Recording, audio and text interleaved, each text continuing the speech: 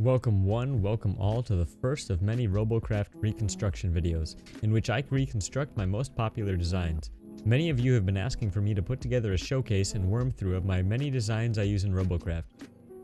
So let's get right to it. First up is the simplest of my crafts, the Flappy. I will teach you how to build and fly the thing, while giving you two variations, one tier 6 and one tier 4. Flying into the bay first is the tier 6 design, which we start off by using two tier 9 cubes for the base. Attached to the front are two inner cubes and two prism cubes in the rear. This gives us maximum weight reduction in the nose while allowing our rear rudder to sit up higher, leaving room for a larger gun on the bottom. We give the creation life by adding wings to the beast. 3 tier 6 rudders will do the trick here.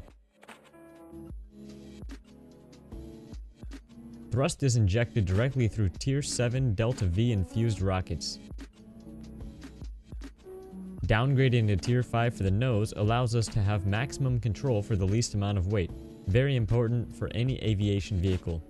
Expect to be tapping the spacebar repeatedly to jolt some lift into its soul. A tier 9 thruster to top it off, and finally the piece de resistance, the behemoth. Tier 9 Mac Daddy. Hovering around 16,000 damage, it packs a mean enough kick to one-shot even your most formidable foes. And voila! A tier 6 Flappy with tier 9 weapon and still running under 200 CPU flops. Come to a screeching halt mid-air by placing dual tier 4 thrusters on the tail. A sure way to trick anyone you're dogfighting with. I want to take a second to show you the difference between placing those dual stopping forces on the rear and how it can drastically improve your play. Here you see my craft floating on as I let go of all the keys. Notice how the ship tips upwards as I hit the spacebar on my keyboard. The T4 thruster will stop you dead in your tracks and give you another point of attack while flying. Watch as I maneuver off this wall and show you the stopping force.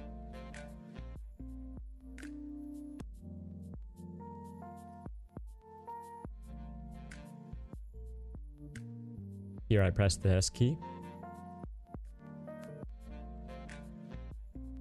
Again. And once more.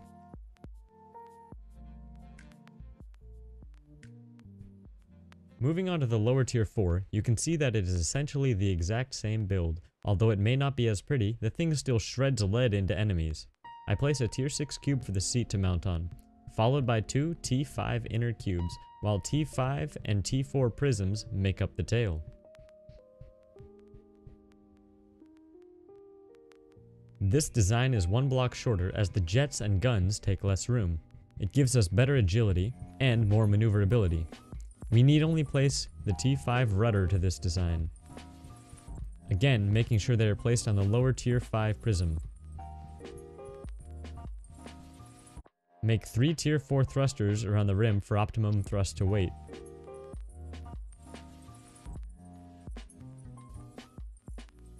Packing the punch for this mean machine is a tier 7 weapon, which makes this thing more than a formidable opponent for the other team. Right off the bat you will notice sharper turns and quicker barrel roll ability, but the overall speed is cut in half. Still not a bad design for dominating the skies in lower tiers.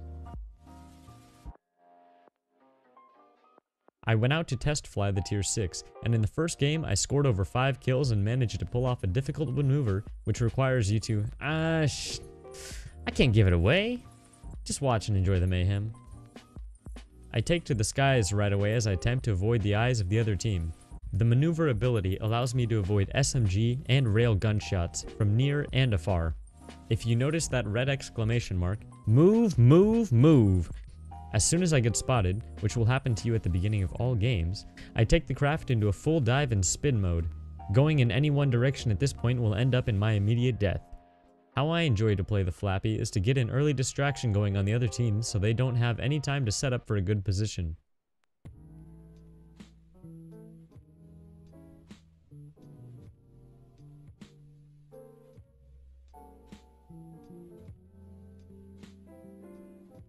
The best way to take advantage of your opponent is to fly in circles above their head like an annoying little fruit fly.